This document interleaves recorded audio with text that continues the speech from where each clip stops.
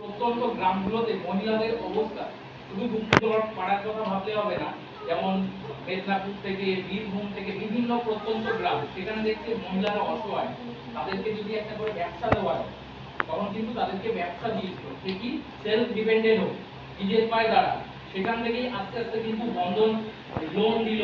লোনের পরে আস্তে আস্তে 2015 সালের আগস্ট মাসে কিন্তু বন্ধন ব্যাংক হলো। মেন উদ্যোগ কিন্তু বন্ধন কন্যাগর থেকে। আমাদের এই বন্ধন কন্যাগরকে সাপোর্ট করছে বন্ধন ব্যাংক, ঠিক আছে। আর আমরা কি করছি, তারপরে 2015 সালের পর থেকে আমাদের এই প্রোগ্রামটা চালু হলো। আমরা যখন এখানে আসি, সেখানে আমরা কোথাও খুঁজে পাচ্ছিলাম না, কি করব, কোথায় যাবো, কাদের কাছে যাবো। বন্ধন ব্যাংক সাহায্য করছিল। তারপরে আমরা পাই আমাদের এই অরকাদিকে, আর আজকে যিনি উপস্থিত থাকতে পারেননি, বিশ্বজিৎ বক্সি, অনেকেই ডাক্তার বিন্দুরা, ওনারা সহযোগিতা করেছিলেন। আমরা একটা গ্রুপ করেছিলাম, সেখানে একটা মিটিং করে সেখান থেকে আমাদের এই যারা ফিল্ড লেভেলে মহিলা কাজ করে তাদেরকে আমরা কিন্তু পেয়েছি। এরপরে বিভিন্ন প্রধান, যেমন হচ্ছে আমাদের অসীমদা আছেন, ওনার কাছে এক চান্সে গিয়েছিলাম দুয়ারে সরকারের সময়। সেই সময়ে কিন্তু উনি আমাদের হেল্প করেছেন যে ঠিক আছে দাদা করুন। আমাদের কাজটা হচ্ছে কিন্তু লোন নেওয়া, লোন দেওয়া কিন্তু কিছুই না। আমরা কি করছি, তাদেরকে সেভিং শেখাচ্ছি, বা আধুনিকতার ছোঁয়া, যেগুলো ডিজিটালাইজেশন আছে, যেগুলো হচ্ছে আপনাদের ব্যাংকের বিভিন্ন প্রোডাক্ট গুলো আছে, মানুষ এগুলো গ্রহণ করবে। যেমন গভর্নমেন্ট থেকে মাঝে বললো না যে জিরো ব্যালেন্সের অ্যাকাউন্ট করবে, কেন করবে, কেন করবে?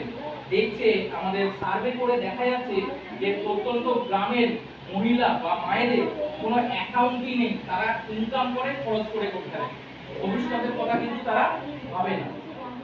কারণ এখন দেখবেন নিউজে মাঝে মধ্যেই দেখায় বৃদ্ধা বয়সে মা বাবাকে ছেলে বা তার সন্তানরা ছেড়ে দিয়ে চলে যাচ্ছে, তার মূল কারণ হচ্ছে তার কোনো সেভিংস নেই।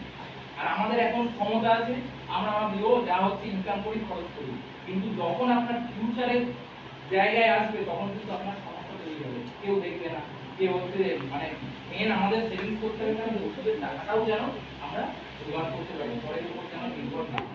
এর জন্যই কিন্তু আমাদের ভবিষ্যতের কথা ভেবে আমাদের পড়াটা অবশ্যই দরকার। এখন যদি আমরা না ভাবি, আগামী দিনে কিন্তু বিপদ হবে। দেখবেন আমাদের কিন্তু পারিশ্রমিক বাড়ছে না, খরচ বাড়ছে, তাই তো?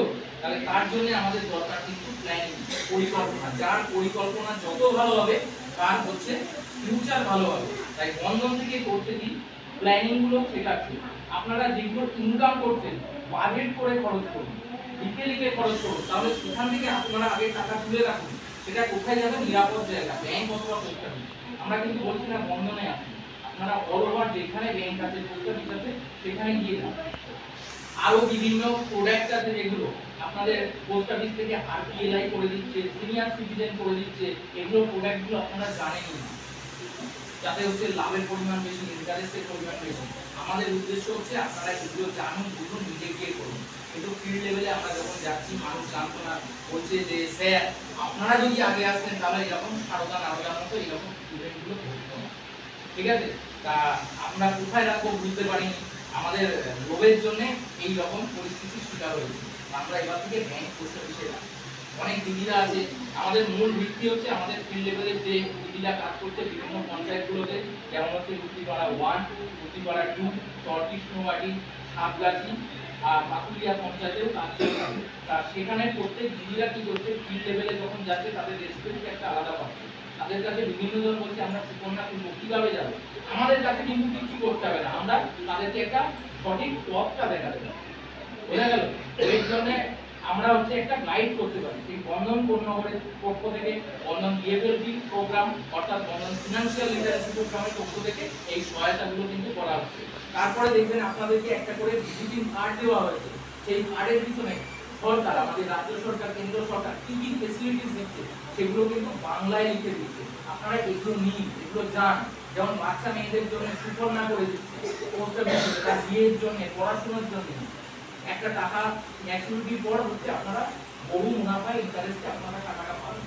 সেগুলো কিন্তু পোস্ট অফিসে হচ্ছে বা বিভিন্ন ব্যাংকগুলোতে হচ্ছে, সেগুলো আপনারা খোঁজ নিন, জান। অনেকেই করছে, মাকে জানেন না, সেগুলো হচ্ছে আমরা একটু লেভেলগুলোতে, ঠিক আছে? আর ডিজিটালাইজেশনটা একটু করুন, আপনারা এই দিনের ব্যবহারটা শিখুন, কারণ আগামী 2-3 বছরের মধ্যে কিন্তু আপনাদের ওই বিষয়ে অভ্যস্ত হতে হবে। এরপরে আর কিন্তু দেখবেন এটিএম মেশিন আর থাকবে না। আপনাদের যে ফোন পে গুগল পে খুলছেন না, সেখানে দেখবেন স্ক্যানার চলে আসছে, ঠিক আছে? আর আপনাদের এখন পিএনবি থেকে এটিএম না হলেও আপনারা phone pay Google pay Amazon pay বিভিন্ন প্রোডাক্টগুলো খুলতে পারেন। এর জন্য কিন্তু টাকা কোথাও চলে যাবে না, আপনার ফোনে পাসওয়ার্ডটা শিখতে হবে, ফোন চুরি হলেও শিখতে হবে, বোঝা গেল? আর সর্বোচ্চ এখন মানে 10 লাখ টাকা তুরন্ত পাঠানো যায় যদি লিংক ঠিক থাকে, ইউপিআই অ্যাক্সেস। তো আমাদের দেখা যাচ্ছে আমাদের সার্ভে করে 27% ফিনান্সিয়াল লিটারেসি, 27%, মানে আমাদের র‍্যাঙ্কিং হচ্ছে 121 বিশ্বের মধ্যে। ছোট্ট দেশ হচ্ছে নরওয়ে, তারপর সুইডেন, ডেনমার্ক, এরা পরপর 1, 2, 3 এই র‍্যাঙ্কিং আছে। তাহলে আমাদের সেভিংস এর প্রবণতা কমে যাচ্ছে, তারপরে হচ্ছে আমরা এই ফিনান্সিয়াল লিটারেসিটা শিখছি না।